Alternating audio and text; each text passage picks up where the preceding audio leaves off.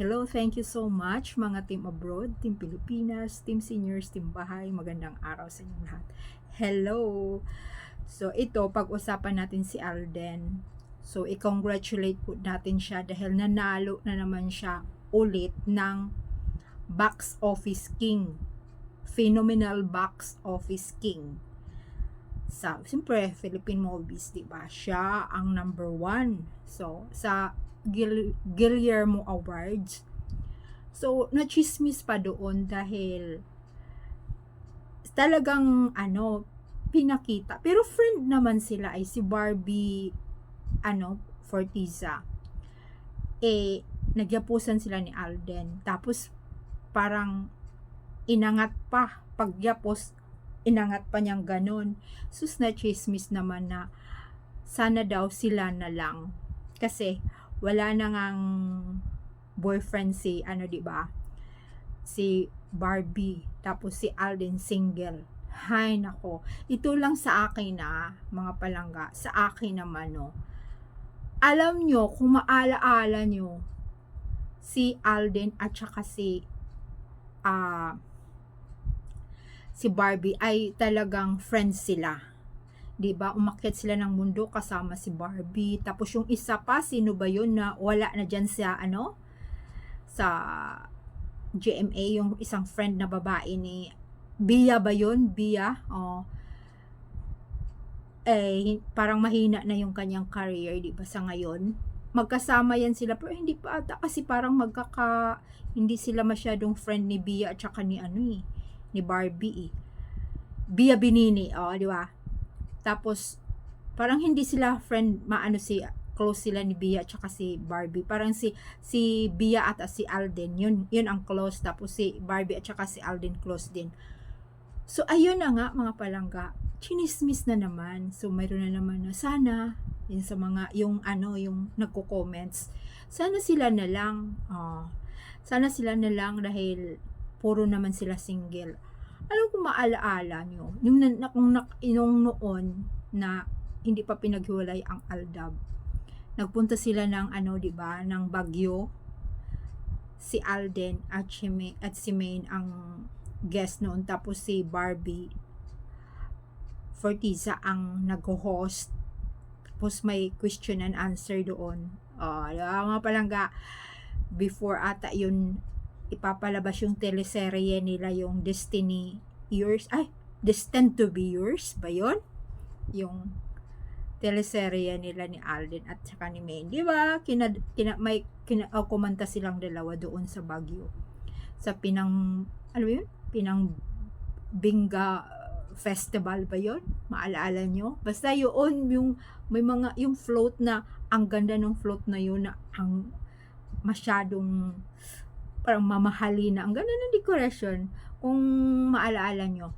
So, yun, alam niya na may relasyon yung dalawa at alam niya na nagpapakasal. Kaya, ang masasabi ko lang, lahat talaga dyan sa Channel 7, yung mga kaklose niya, yung mga, basta nakakatrabaho ni Alden, alam nila yan, na yan ay nakapag-settle down na, di ba mga palangga? Yun naman kasi ang mga Sarswilistas na nga lang, yung ayaw kay Maine, tapos yung gusto nila isi-ship nila doon kay Alden, yung gusto nila.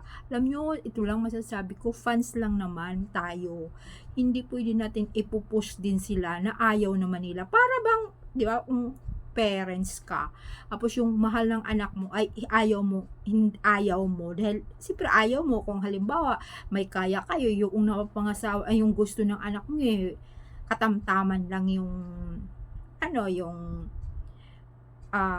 hindi masyadong mayaman, katamtaman lang, nandyan lang sila sa middle class, diba? Minsan ayaw ng mga parents.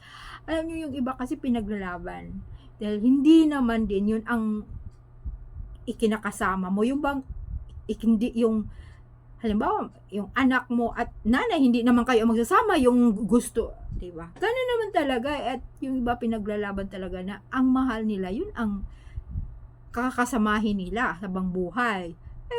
Palangga. So tayo mga fans lang, hanggang kung ayaw mo na, halimbawa kung yung hindi nagkatuluyan yung atin, para sa akin lang yung mga palangga. Kung hindi sila nagkatuluyan ni Maine at saka ni Alden, kasi ako, humahanga na ako simulat umpisa. Alam niyo mga palangga, hindi na rin ako humahanga sa kanila, hindi na rin ako magbablog. I-stop ko na lang yung vlog, pero hindi na ako mag-chat-chat, mag-aw-aw, or ngiyaw-ngiyaw na, ay, ganito, hindi na. For what? Dahil hindi naman sila nagkakatuluyan. Useless lang din.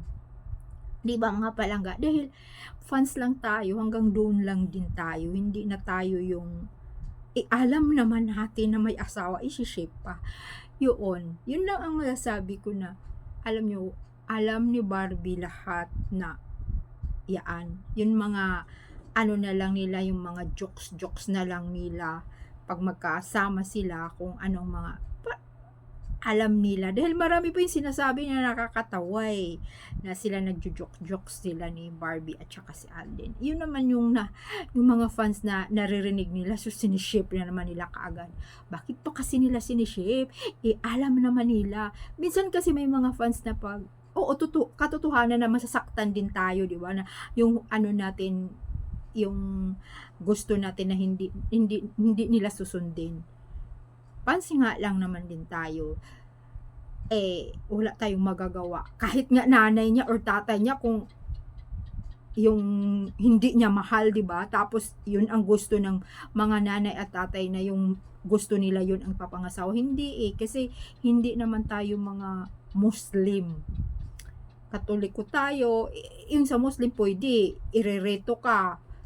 Ano ba yung mga irereto lang tapos ikakasal na sila. Ang iba kasi, di ba, yung iba kamag-anak din nila ang ipapakasal sa kanila, kasi yun ang mga, mayroong mga ganun, di ba, na para yung mga kayamanan nila sa kanila lang din, sa buong mag-anak lang din, doon lang din iikot. Pero fans lang tayo, wala tayong magawa, di ba mga palangga, kung sino ang mahalin ng idolo natin. Kaya maswerte nga lang din tayo at nagiging masaya tayo dahil nagkatotoo at nagkakatuluyan yung dalawa. Ayan, malapit na tayo mga palangga. Kung sinong gustong pumunta sa natin, yung mayroong 10th anniversary sa July. So magpunta lang kayo sa Twitter kung gusto nyo. Marami naman doon nagpo-post na kung sino ang lalapitan nyo. So kaya kung sinong gustong pumunta doon, kayo na lang ang magpunta na lang kayo sa Twitter kung sinong gustong umattend sa July. Mayroon tayong 10th anniversary. Thank you so much mga palangga. Bye!